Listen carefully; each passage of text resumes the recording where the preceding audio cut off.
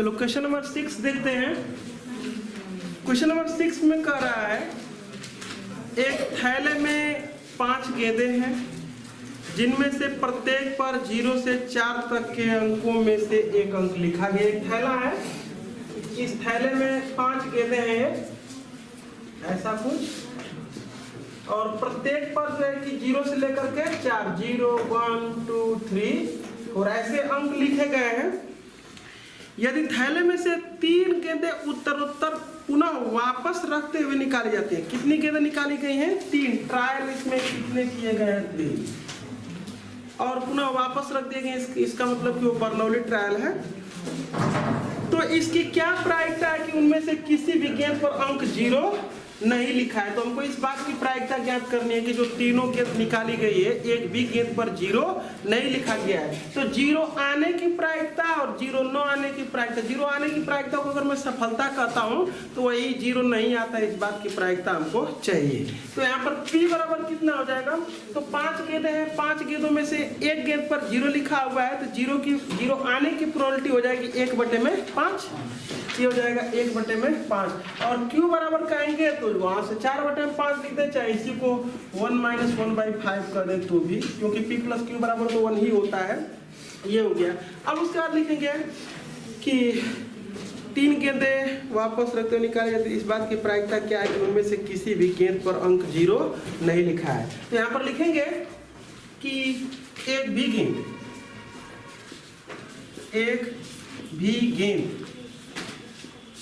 पर 0 नहीं लिखा है, इस बात की प्रायिकता।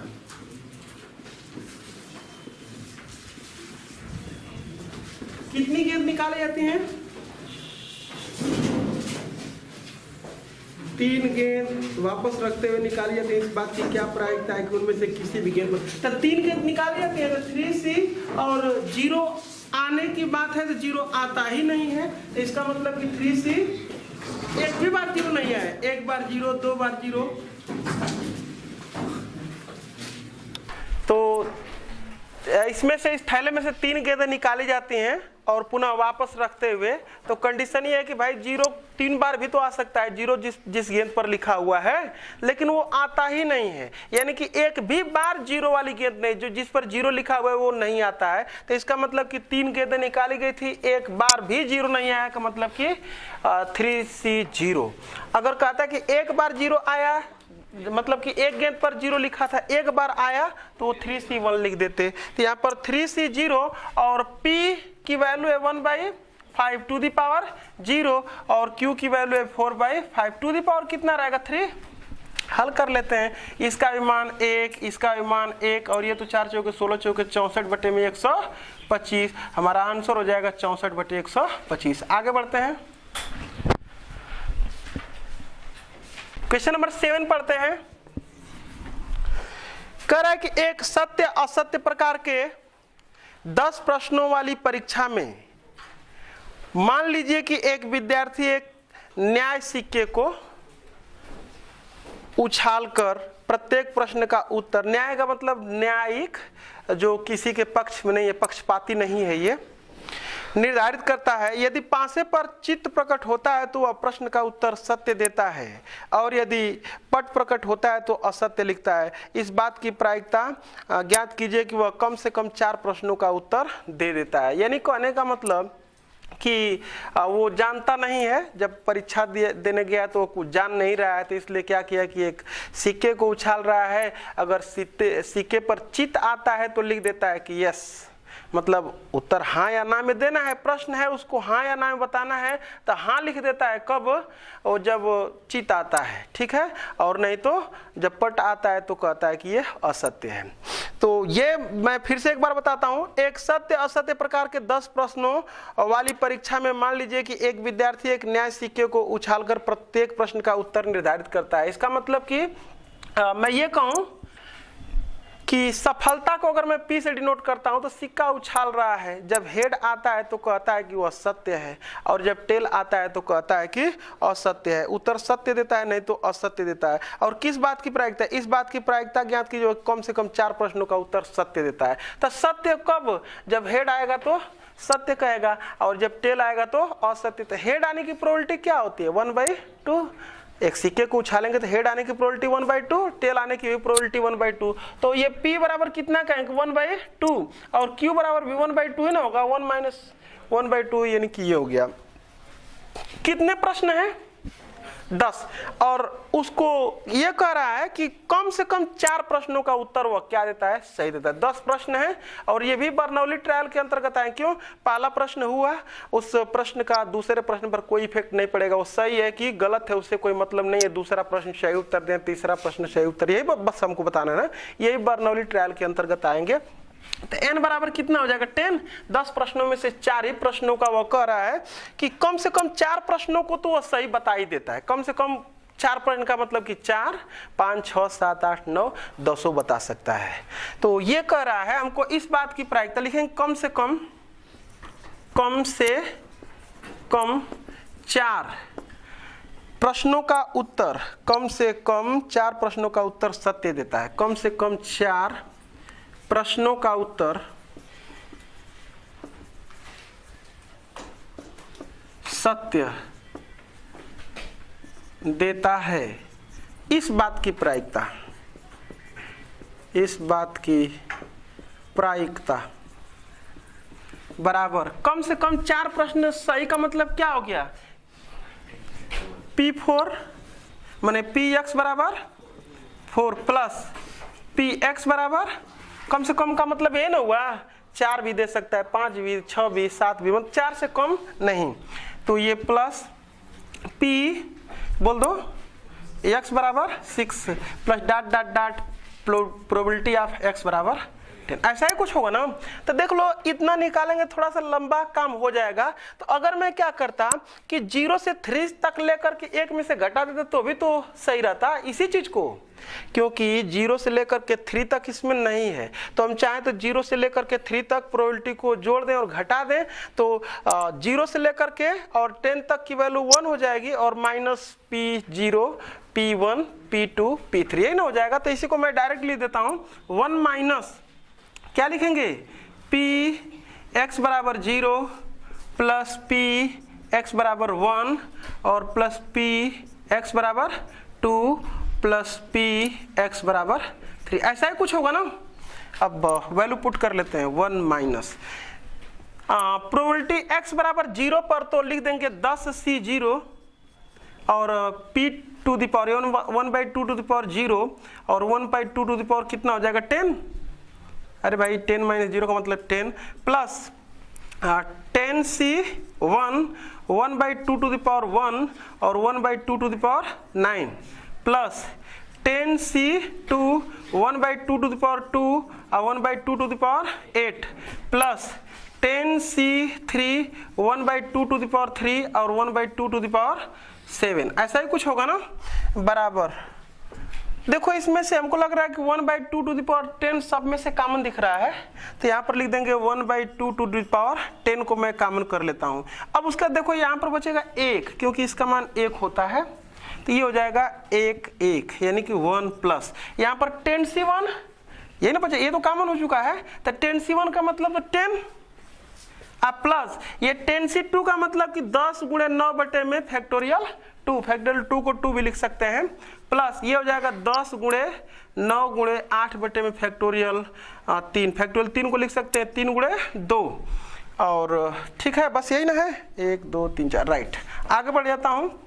ये 1 माइनस ये 1 बटे में 2 पर घाते 10 का मान 1024 होता है, तो लिख देंगे 1 बटे में 1024। और यहाँ पर देखते हैं, ये यहाँ पर देखो 1 प्लस 10 ये हो गया, और इसको हल करेंगे तो ये 5 9 45 हो जाएगा, और प्लस इसको हल करेंगे तो ये 3 तिली के 9 और ये 2 पचे 10, तो ऐसा कुछ हो जाएगा। 5 5 15 बटे 120 हो जाएगा, क्या है, और जोड़ लेंगे इसको तो 120 165 10 75 76 176 आ जाएगा, क्या कुछ ऐसा ये। अब इसको बस मैं सरल कर लेता हूं, तो सरल करूंगा तो ये क्या हो जाएगा 1 माइनस 176, 8 से कट जाएगा, 8 से भी कट जाएगा, तो 8 दूना के 16 और 8 दूना के 16 और बटे में ये हो जाएगा 8 है कम 8 2, 8 दूना के 16 और 6, 8 अठाई 64। फिर एक बार काट लेते हैं इसको, ये कट जाएगा 2 से तो 11 हो जाएगा, 2 से इसको काट देंगे तो 64, 64 है कम 64, 64 में से 11 घटा लेंगे तो 53 बटे में 64 आंसर दे लेंगे।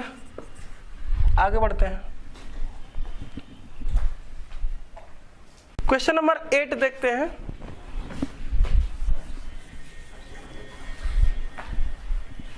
एट में क्या कह रहा है, माना यक्स का बंटन, माना यक्स का बंटन b और यहाँ पर ब्रैकेट में 4,1/2 द्विपद बंटन है। मैंने बताया था कि बाइनोमियल डिस्ट्रीब्यूशन अगर कहीं लिखा हुआ है बाइनोमियल डिस्ट्रीब्यूशन ब्रैकेट में 4,1/2, तो इसको मैंने बताया था कि ये जो पहला वाला टर्म होता है वह क्या होता है, बर्नौली ट्रायलों की संख्या होती है, और जो 1/2 होता है वो सफलता की प्रायिकता, सक्सेस की प्रोबेबिलिटी होती है। तो इसका मतलब कि n बराबर 4 हो गया, अब p बराबर 1/2, तो q बराबर भी 1/2 हो जाएगा।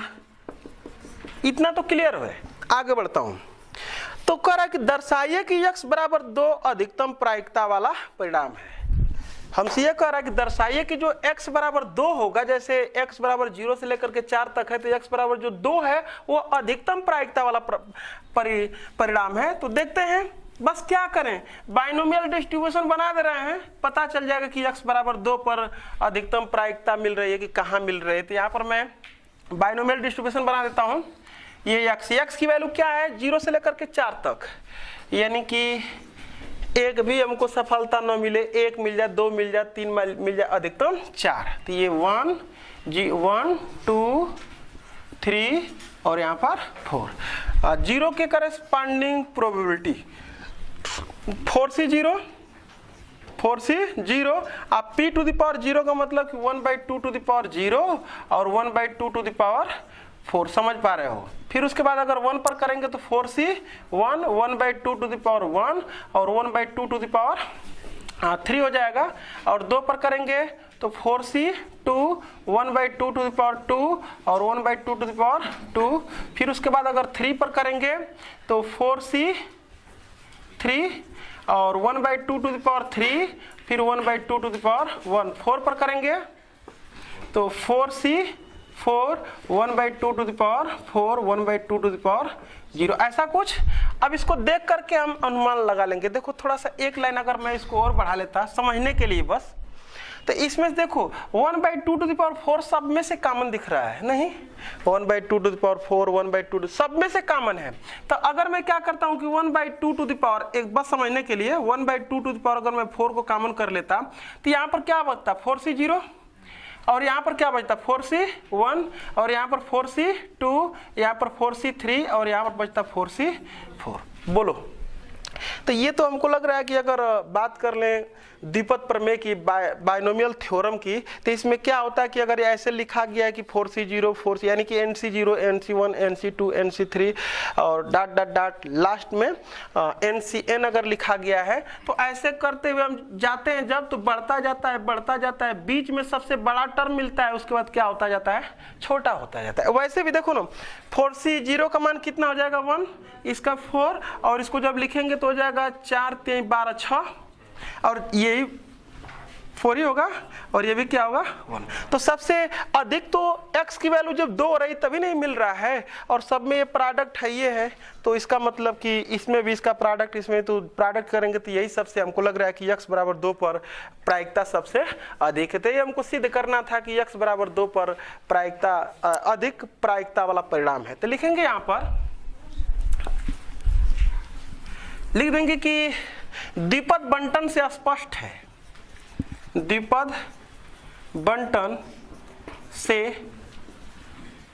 स्पष्ट है कि किस पर x बराबर 2 पर प्रायिकता x बराबर 2 पर अधिक प्रायिकता वाला परिणाम क्या है? अधिक x बराबर 2 पर अधिक प्रायिकता वाला परिणाम, अगर चाहेंगे तो लिखना उसको भी लिख सकते हैं 4c2 1/2 टू द पावर 4 है। यही हमको शो करना था, प्रूव्ड। अगर इसी में हमको इतना ही प्रश्न दे करके पूछता कि इसका मीन बताइए, माध्य बताइए, प्रसरण बताइए, मानक विचलन बताइए, तो मैं यहीं पर निकाल भी देता हूं। क्या लिखता हूं? मीन। तो मीन बराबर क्या होता है? एनपी, यही ना होता है। एन की वैल्यू कितनी है? 4 और पी की वैल्यू 1/2, तो बराबर कितना आ जाएगा मीन इसका? 2। अगर हम मीन के बाद अगर वेरिएंस की बात करते हैं तो वेरिएंस बराबर कितना हो जाएगा? N P Q. एन की वैल्यू 4, पी की वैल्यू, क्यू की वैल्यू, तो बराबर कितना आ जाएगा? 1। अगर हमसे पूछता क्या मानक विचलन जिसको कहते हैं स्टैंडर्ड डेविएशन, स्टैंडर्ड डेविएशन क्या होता है? √NP/Q, यानी कि √1 बराबर 1, निगेटिव नहीं पॉजिटिव। तो ये भी हम तीनों आंसर दे लेंगे, मतलब इसी में देख लिए और भी प्रश्न एक आध बता देंगे। क्वेश्चन नंबर 9 करें कि एक बहुविकल्पीय परीक्षा में 12 प्रश्न हैं जिनमें से प्रत्येक के 4 संभावित उत्तर हैं। इसकी क्या प्रायिकता है कि एक विद्यार्थी केवल अनुमान लगाकर 10 या 10 से अधिक प्रश्नों का सही उत्तर दे देगा? यानी कहने का मतलब कितने टोटल प्रश्न हैं? 12 प्रश्न हैं। अच्छा, प्रत्येक ऑप्शनल प्रश्न है उसमें कितने विकल्प दिया हुआ है? 4 लिखा हुआ है कि इनमें जिनमें प्रत्येक के 4 संभावित उत्तर हैं, तो उसमें से कोई एक ही ना सही होगा। तो अगर मैं ये कहूं कि प्रत्येक प्रश्न में सही उत्तर की प्रोबेबिलिटी क्या हो जाएगी, तो 1/4। तो यहां पर P बराबर 1/4, तो Q बराबर 3/4। ये चीज तो क्लियर हो गया। अब कह रहा है कि वो लड़का अनुमान लगा करके 10 या 10 से अधिक प्रश्नों को सही उत्तर दे देता है, यानी कि 10, 11, 12। तो यहां पर लिखता हूं कि 10 या 10 से अधिक प्रश्नों का सही उत्तर देने की प्रायिकता, 10 या 10 से अधिक उत्तर सही उत्तर देने की प्रायिकता बराबर कितना हो जाएगा? Px बराबर 10 प्लस Px बराबर 11 प्लस Px बराबर 12, यही ना? तो यही हल करना ठीक रहेगा, क्योंकि अब 0 से लेकर के करेंगे तो नहीं सही रहेगा। इसी को हल कर लेते हैं। तो देखो x का मान 10 है ना, तो यहाँ पर NC10 यानी कि 12C 10 और यहाँ पर 1/4 टू द पावर 10 और बचेगा कितना? 3/4 टू द पावर 2 लिख देंगे, प्लस 12C 11 और यहाँ पर लिख देंगे 1/4 to the power 11, 3/4 to the power 1 और प्लस 12C 12 और 1/4 टू द पावर 12 और यहाँ पर 3/4 टू द पावर 0। सॉल्व कर लेते हैं, बस यही हमारा आंसर हो जाएगा। तो देखो ये 12C10 को तो 12C2 भी लिखा जा सकता है, मतलब 12C10 को 12C2 भी लिखा जा सकता है। तो इसका मतलब कि अगर देखें हम तो ये क्या हो जाएगा? 12 गुणे 11 बटे फैक्टोरियल 2। अच्छा, और इसको मैं लिख दे रहा हूं, इसको 1/4 टू द पावर 10, तो 1/4 टू द पावर ये 10 हो जाएगा।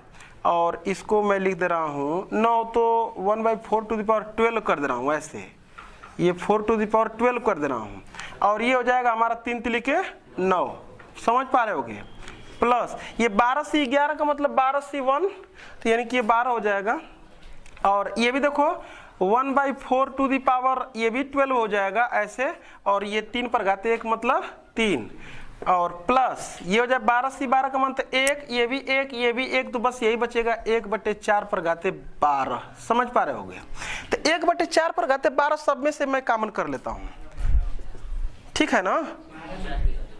हाँ 12 है ये, तो ये हो जाएगा 1/4 पर घाते 12। सब में से मैं बाहर करता हूं तो यहाँ पर बचेगा 12 को 2 से काट लूंगा तो ये 6 11 6 के 66 में 9 से मल्टीप्लाई कर दूंगा।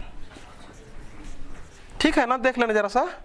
तो 9 6 के 54 और 9 6 के 54 5 59 प्लस यहाँ पर क्या बचेगा, ये तो निकल चुका है 12 36, जरा देख लेना। प्लस यहाँ पर क्या बचेगा 1, हल कर लेते हैं इसको तो ये हो जाएगा 500 और जोड़ लो इसको तो 631 हो जाएगा ये। तो 631/4 पर घाते 12 ऐसे आंसर दे लेंगे यहीं पर।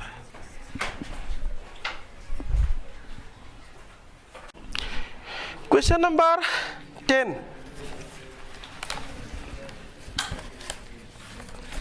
है, एक व्यक्ति एक लॉटरी के 25 टिकट खरीदता है जिसमें उसके प्रत्येक में जीतने की प्रायिकता 1/50। इसकी क्या प्रायिकता है कि वह जीतने की प्रायिकता दिया हुआ है n बराबर 25 और जीतने की प्रायिकता p बराबर 1/50, तो q बराबर हो जाएगा 49/1 में से घटा लेंगे। अच्छा, फर्स्ट ये है हमारा 10वां सवाल और 10वां का ए लगाता हूं। ए में कह रहा है कि न्यूनतम एक बार, तथ्यता एक बार, न्यूनतम 2 बार इनाम जीत लेगा, इस बात की प्रायिकता हमसे पूछ रहा है।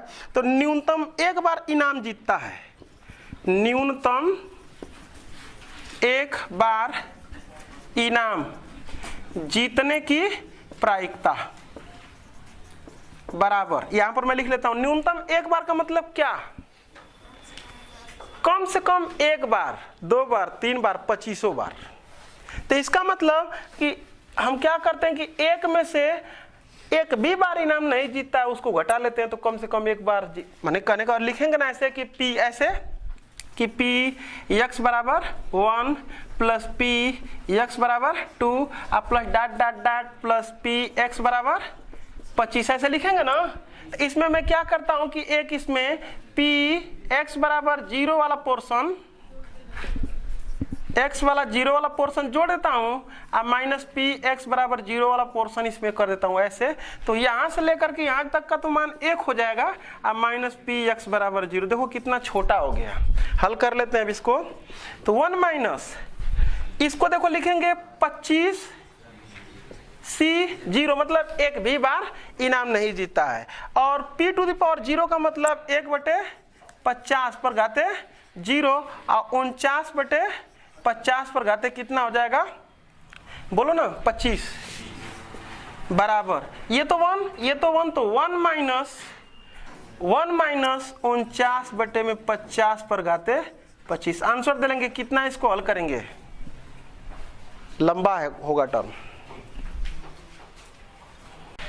बी वाले में क्या पूछ रहा है, तथ्यता एक बार, मतलब कि वो एक बार इनाम जीतता है, तो यहां पर लिख देंगे तथ्यतः एक बार इनाम जीतने की प्रायिकता। यहां पर मैं लिख लेता हूं, यहां पर तो क्या हो जाएगा 25C1 और 1/50 टू द पावर 1 और 49/50 पर घाते कितना हो जाएगा 24 ना, एक बार जीता है तो 24 बार हारा है। इसको हल कर लेंगे तो ये 25 हो जाएगा ये वाला पोर्शन, और ये 1/50 और ये 49/50 पर घाटे 24, ये 1/2 हो जाएगा क्या, तो बराबर 1/2 और ये 49/50 पर घाते 24, ये दूसरा आंसर हो जाएगा। आगे देखते हैं सी, देख लेते हैं इसका लास्ट। सी में कह रहा है कि न्यूनतम 2 बार इनाम जीतता है, तो यहां पर लिखेंगे न्यूनतम 2 बार इनाम जीतने की प्रायिकता बराबर कितना हो जाएगा, न्यूनतम 2 बार का मतलब क्या, न्यूनतम का मतलब कम से कम, अरे 2 बार से कम नहीं, तो 2 बार से कम नहीं का मतलब क्या हो गया, यहाँ पर ये लिखेंगे p कम से कम 2 बार का मतलब कि x बराबर 2 और p x बराबर 3 और plus dot dot dot P x बराबर 25, यही ना इसका मतलब हुआ। तो मैं अगर लिख लेता हूँ इस चीज को ऐसे कि 1 माइनस पी एक्स बराबर 0 प्लस पी एक्स बराबर 1, तो कोई दिक्कत नहीं है ना इस चीज को ऐसे, ठीक है ना, बराबर। हमको दोनों मान मालूम है, ये भी मान मालूम है, ये भी मान मालूम है।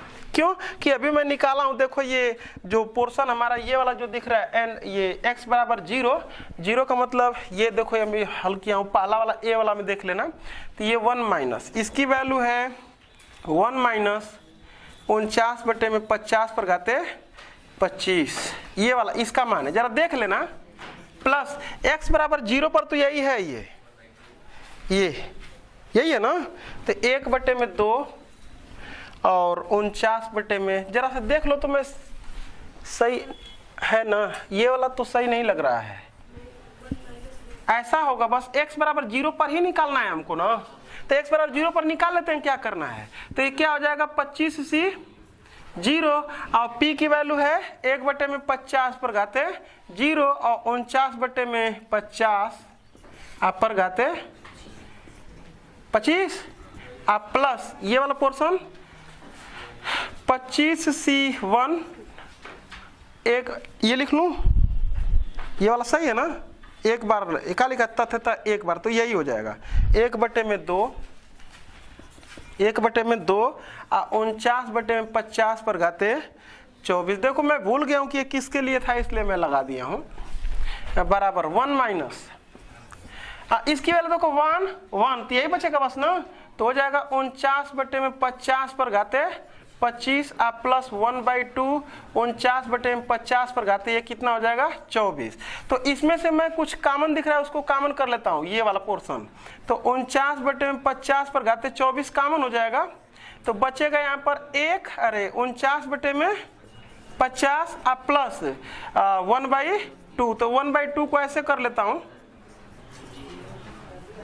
25 से ऊपर नीचे गुणा, ये 1 माइनस 49/50 पर घाते 24, और देखो इसकी वैल्यू क्या हो जाएगी 49 और 25 40 20 60 70 4 74 अब बटे में 50, इसको हल कर लेंगे तो 1 माइनस 49/50 पर घाते 24, और ये देखो जब 2 से इसको काट लेंगे तो 35 दूना के 37 अब बटे में 25, आंसर दे लेंगे यहीं पर। बढ़ते हैं, चलो क्वेश्चन नंबर 11 देखते हैं, स्टेटमेंट पढ़ते हैं।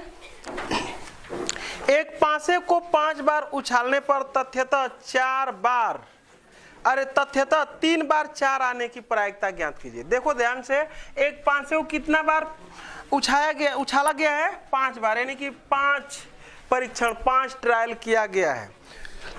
करे कि 4 3 बार आता है, 3 बार क्या आता है, ये r की जो वैल्यू है वह 3 है, 3 बार 4 आने की प्रायिकता, तुम बताओ एक पासे को एक बार फेंका जाता है 4 आने की प्रायिकता क्या होती है 1/6, तो वो 4 को कितना बार कह रहा है 3 बार, तो पहले तो एक बार की प्रोबेबिलिटी मैं निकाल लेता हूं, एक बार में कितना हो जाएगा 1/6, तो q बराबर कितना हो जाएगा 5/6, तो यहाँ पर लिखेंगे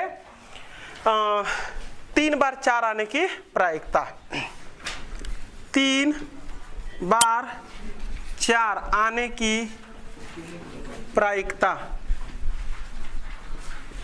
बराबर कितना हो जाएगा 5c3 और p टू दी पावर 3 और q टू दी पावर, बोलो ना, 5 बार फेंका गया है तो 3 बार आ गया, 4 तो 2 बार आएगा, 4 नहीं आएगा, तो हो जाएगा 5c3 यानी कि 5c2 भी इसको लिख सकते हैं, तो 5 गुणे 4 और बटे में फैक्टोरियल 2 और ये 1/6, तो ये हो जाएगा 5 × 5 = 25 और 6 पर घाते 5, ये वाला 2 घात और 3 घात 5 घात। अब इसको सॉल्व कर लेते हैं ना, 2 से इसको काट लेंगे तो ये कितना हो जाएगा 5 दूना के 10 250 और बटे में चाहे तो और इसको छोटा करने के लिए 6 और गुणे 6 पर घाते यहाँ पर मैं कर लेता हूँ 3। समझ पा रहे हो क्या? एक बार 2 से इसको मैं काटूंगा तो ये 3 हो जाएगा, और 2 से इसको काटूंगा तो 125 हो जाएगा क्या? तो चलो 125 में लिख लेता हूँ। और उसके बाद तो हमको नहीं लग रहा है कि अब किसी से कटेगा, तो पूरा ये 9, तो इसको 6 पर घाते 4 कर लेना। अच्छा, अब उसका पूरा का मल्टीप्लाई कर लेते हैं, तो ये हो जाएगा 125 और बटे में 6 का 4 बार मल्टीप्लाई और गुणे 3 कर लेते हैं। तो 6 6 के 36, 6 का 216, तो 3 बार में हो जाता है, और गुणे ऐसा कुछ 18 का मल्टीप्लाई कर लेंगे, चाहे 6 18, 18 6 का 108, 10, 18 कम 18 10 28, और 18 दूना के 36, 37 38, कुछ ऐसा होना चाहिए। चेक कर लो, देखते हैं आगे। Question number 12। एक पासे को 4 बार उछालने पर अधिकतम 2 बार 5 आने की प्रायिकता। तो एक पासा है, उसको कितना बार उछाला गया है? 4 बार। और कह रहा है कि अधिकतम 2 बार 5 आने की प्रायिकता। तो अधिकतम 2 बार 5 आने, तो 5 आने को सफलता अगर कहते हैं तो P बराबर कितना हो जाएगा? 1/6, और 5 नहीं आएगा तो 5/6। तो यहाँ पर लिखता हूं कि अधिकतम 2 बार 5 आने की प्रायिकता, अधिकतम 2 बार 5 आने की प्रायिकता, अधिकतम 2 बार 5 आने की प्रायिकता, अधिकतम 2 बार 5 आने की प्रायिकता, अधिकतम 2 बार, यानी कि 4 बार में से 2 बार, अधिकतम 2 बार, यानी कि क्या? 2 या 2 से कम, 2 से अधिक नहीं। तो इसका मतलब कि हमको निकालना है px बराबर 0 प्लस px बराबर 1 और प्लस px बराबर 2, बस यहीं तक हमको निकालना है। तो 2 3 4 तो कि बहुत हमको नहीं लग रहा है कि किसी तरह से आसान होगा, मतलब ज़्यादा। तो px बराबर, इसमें मैं क्या कर लेता हूँ ना कि इसमें से 1 में से एक 3 बनेगा, एक 4 बनेगा, उसको घटा लेते हैं, कम से कम एक तो कम होगा ना। तो क्या हो जाएगा? ये px बराबर एक 3 हो जाएगा और प्लस px बराबर 4, बस इसी चीज को घटा लेते हैं। तो 1 माइनस x बराबर 3 पर कितना हो जाएगा?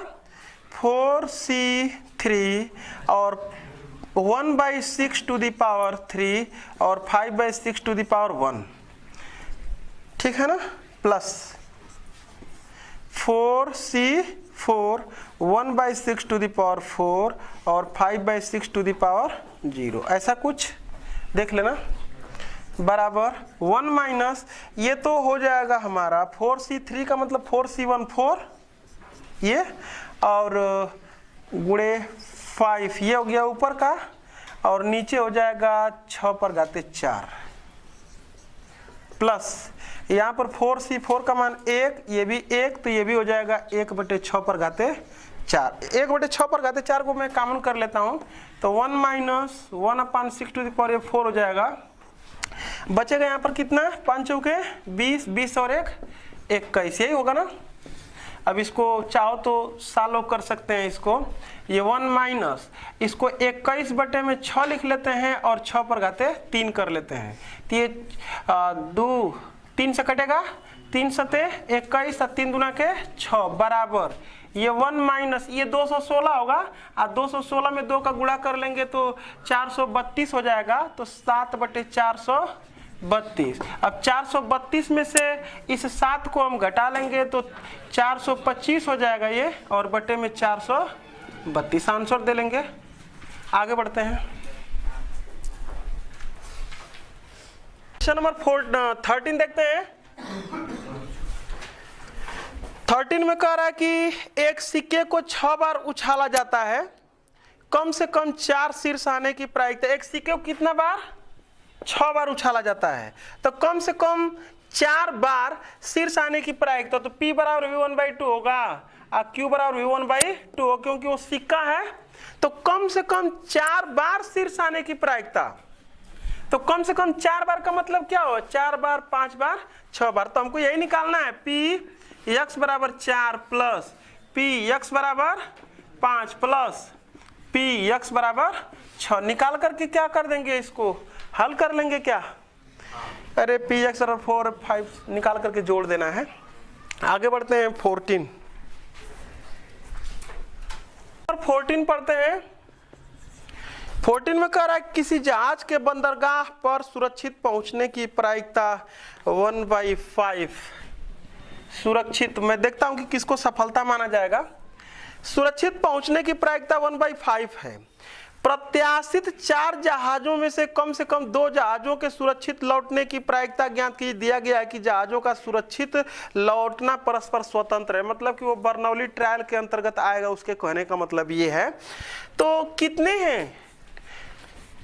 4 जहाजों में से, तो n का मान कितना है? 4, और सुरक्षित लौटना को वो सफलता कह रहा है। तो यहाँ पर P की वैल्यू कितनी है? 1/5, तो Q की वैल्यू हो जाएगी 1 - 1/5 बराबर 4/5। अब कह रहा है कि 4 जहाजों में से कम 2 जहाजों के सुरक्षित लौटने की प्रायिकता। लिखेंगे कम से कम 2 जहाजों के सुरक्षित लौटने की प्रायिकता बराबर कम से कम 2 जहाजों के, तो क्या हो जाएगा? Px बराबर 2 प्लस Px बराबर 3 और प्लस Px बराबर 4। ऐसा है कुछ होगा। कम से कम 2 जहाज का मतलब 2 सुरक्षित लौटे, चाहे 3 चाहे 4, ऐसा कुछ। तो ये हो जाएगा, इसको हम ऐसे लिख सकते हैं कि 1 - Px बराबर 0 और प्लस Px बराबर 1, ऐसे भी लिखा जा सकता है इसको, बराबर 1 - NC, अरे n की वैल्यू है 4, तो 4C0 और P⁻0 यानी कि 1/5 और 4/5 कितना हो जाएगा? 4 प्लस 4C1 1/5 और 4/5 हल कर लेते हैं, यही हमारा आंसर होगा। बराबर 1 - 4C0 का मान 1 तो ये हो जाएगा 4/5 और 2⁴ प्लस 4C1 का मान 4 और 1/5 और ये है 4/5 2⁵ तो इसमें से जो कॉमन दिख रहा है उसको मैं कॉमन कर लेता हूं, तो 4/5 कॉमन है, तो यहां पर हो जाएगा 4/5, नहीं तो देखो 4/5 कॉमन ले लेते हैं। ये देखो 4/5 ये भी 4, तो ये तो दोनों एक ही चीज है क्या? 1 और 1 ठीक तो है, ये 2 हो जाएगा क्या?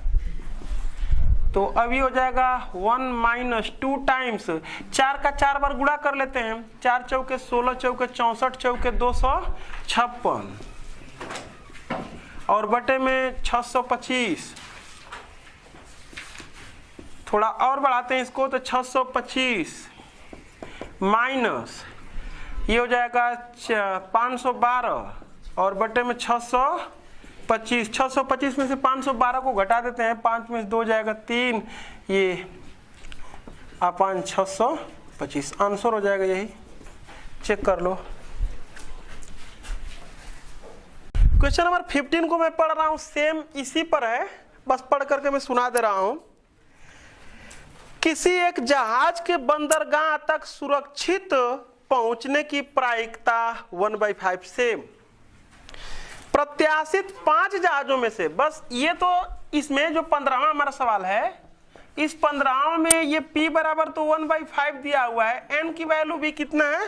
5 में से कम 3 जहाजों के सुरक्षित लौटने की प्रायिकता, मतलब कि कम से कम 3 का मतलब 3 4 5, तो हमको ये निकालना है। P बराबर ये अगर दिया हुआ है तो Q बराबर तो हो जाएगा 4/5, ये पूछा है। x बराबर 3 प्लस Px बराबर 4 प्लस Px बराबर 5, यही हमको निकालना है, तो ये तुम फाइंड आउट कर सकते हो, सेम प्रोसेस एकदम से। आगे बढ़ते हैं, लास्ट प्रश्न इसका देखते हैं, क्वेश्चन नंबर 16, और इसके बाद कुछ एक आध सवाल देख लेते हैं हम लोग अलग से। क्वेश्चन नंबर लास्ट 16 इसका देखते हैं। ज्ञात है कि किसी विशेष प्रकार की निर्मित वस्तुओं की संख्या में 25% खराब है। इसकी क्या प्रायिकता है कि इस प्रकार की 15 वस्तुओं के यादृच्छिक प्रतिदर्श में 6 खराब हैं, यानी कि n की वैल्यू कितनी है, 15 है, n की वैल्यू 15 है, और खराब कह रहा है कि इस बात की, इसकी क्या प्रायिकता है कि इस प्रकार की 15 वस्तुओं के यादृच्छिक पर 6 खराब है, तो खराब को ही सफलता माना गया है। तो P बराबर कितना है, 25%, यानी कि 25 बटे में 100, यानी कि 1/4। तो Q बराबर 3/4। समझ पा रहे होगे तुम तो, 1 - 1/4 बराबर 3/4। अब कह रहा है कि इसमें से 6 खराब है, इस बात की प्रायिकता हमको निकालनी है। तो यानी कि R का मान कितना हो जाएगा, वो 6 हो जाएगा। लिख देंगे 6 खराब होने की, 6 वस्तुओं के खराब होने की प्रायिकता बराबर कितना हो जाएगा, 15C6, 15C6, और प्रोबेबिलिटी जो है वो 1/4 टू द पावर 6 और 3/4 टू द पावर कितना हो जाएगा, 6 9 9 बराबर। बस इसी को हल करने रहा है। 15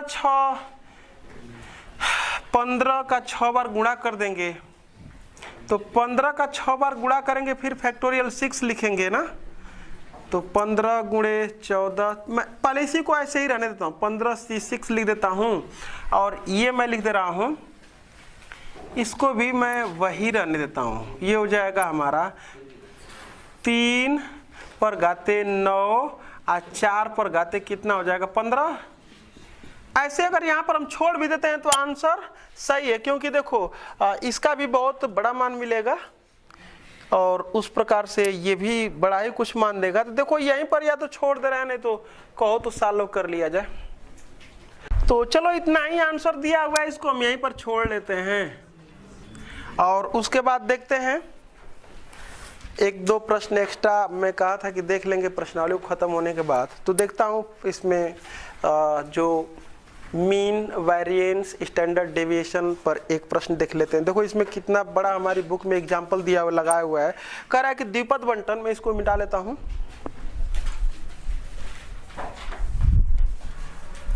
एक द्विपद बंटन दिया हुआ है जिसको संकेत इस प्रकार से दिया हुआ है। द्विपद बंटन को ऐसे सूचित करते हैं का माध्य ज्ञात करने के लिए हमसे कह रहा है कि इसका मीन क्या होगा। तो बताओ इसमें ये एग्जाम्पल है,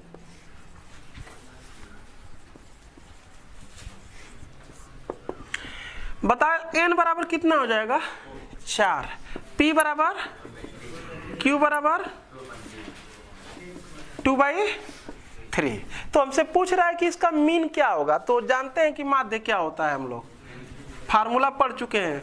माध्य बराबर क्या होता है, np, वैल्यू पुट करते हैं, n की वैल्यू है 4 और इंटू p की वैल्यू है 1/3, तो आंसर हो जाएगा 4/3। अगर हमसे पूछता है कि प्रसरण क्या होगा, वेरिएंस प्रसरण, तो हो जाएगा np q। देख लो तुम्हारी किताब में लगा करके पूरा यहाँ तक पहुंचा, लेकिन कितना मेहनत करके, और उसको हमने सूत्र के रूप में डेरिवेशन उसका कर लिया है कि हम लोगों को याद रहेगा np, npq, √npq, ये तीनों सूत्र। तो npq का मतलब 4, p का मान 1/3 और q का मान 2/3, तो ये हो जाएगा 8/9।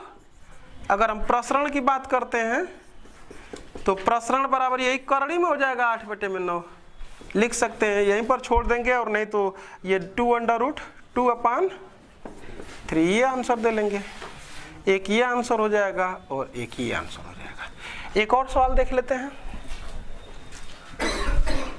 ये जो है मानक विचलन है भाई, मानक विचलन है, स्टैंडर्ड डेविएशन। अब देखते हैं अगला एग्जाम्पल। प्रश्न है, एक निशानेबाज के लक्ष्य भेदने की प्रायिकता, ये भी एग्जाम्पल ही है हमारी बुक का। एक निशानेबाज के लक्ष्य भेदन की प्रायिकता 3/4 है। ज्ञात कीजिए कि वह कम से कम कितनी बार गोली चलाए कि लक्ष्य को कम से कम एक बार भेदने की प्रायिकता 0.99 से अधिक हो जाए। वो कह रहा है कि कम से कम कितनी बार गोली चलाए कि क्या हो जाए, जो लक्ष्य भेदने की प्रायिकता है वह क्या हो जाए, 0.99 से अधिक हो जाए। तो मैं मान लेता हूं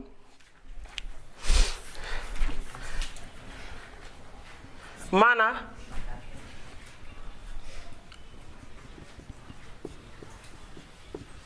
निशानेबाज कितना बार, n बार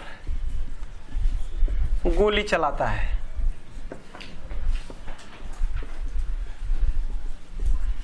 माना निशानेबाज जो है कि n बार गोली चलाते थे। इसमें एक बार और सवाल को देख लेते हैं।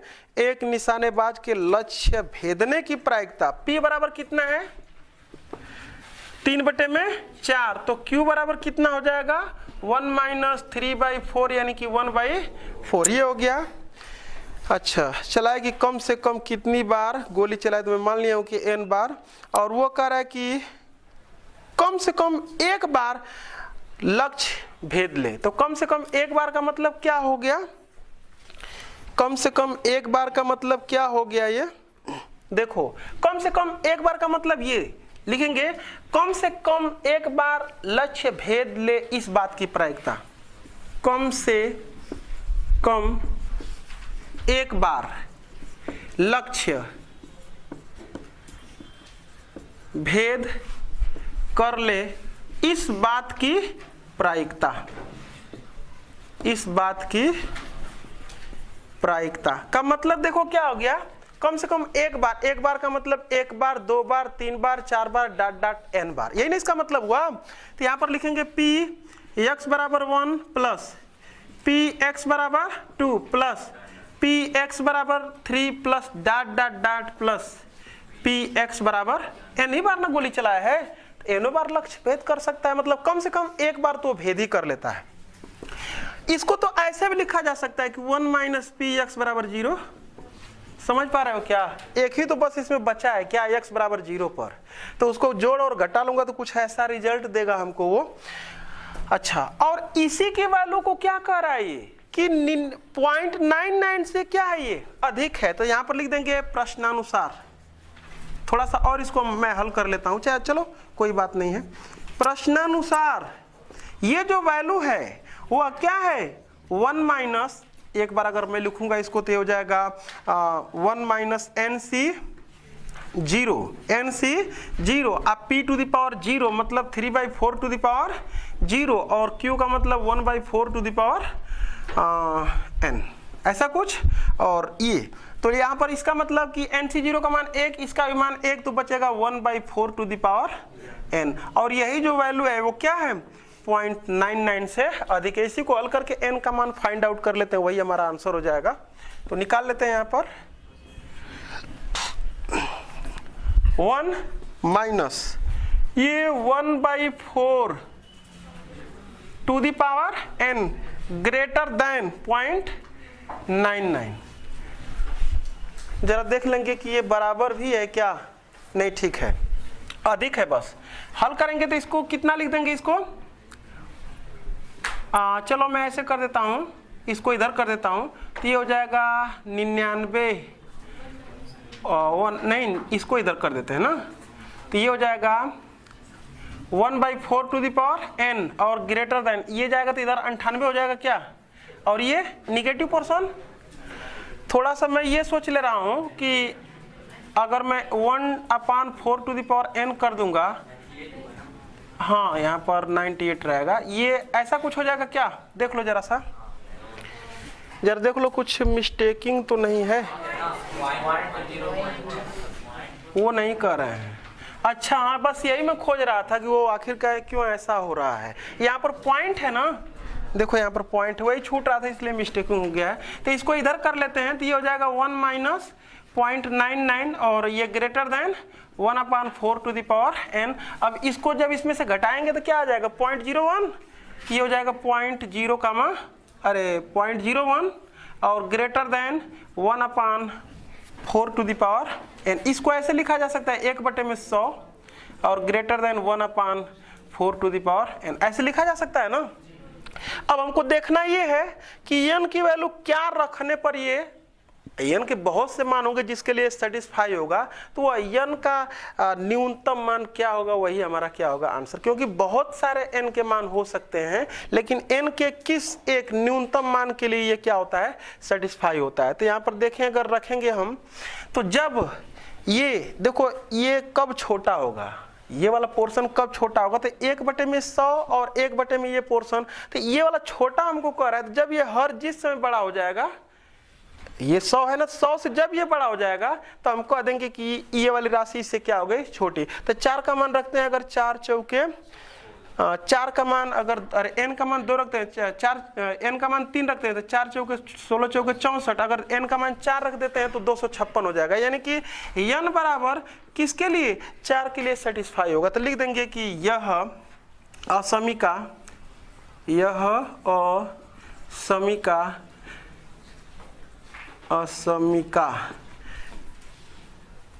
n के न्यूनतम मान 4 के, और भी बहुत सारे मान होंगे, लेकिन न्यूनतम मान n के न्यूनतम मान 4 के लिए संतुष्ट है। इसलिए n बराबर कितना हो जाएगा, 4 आंसर।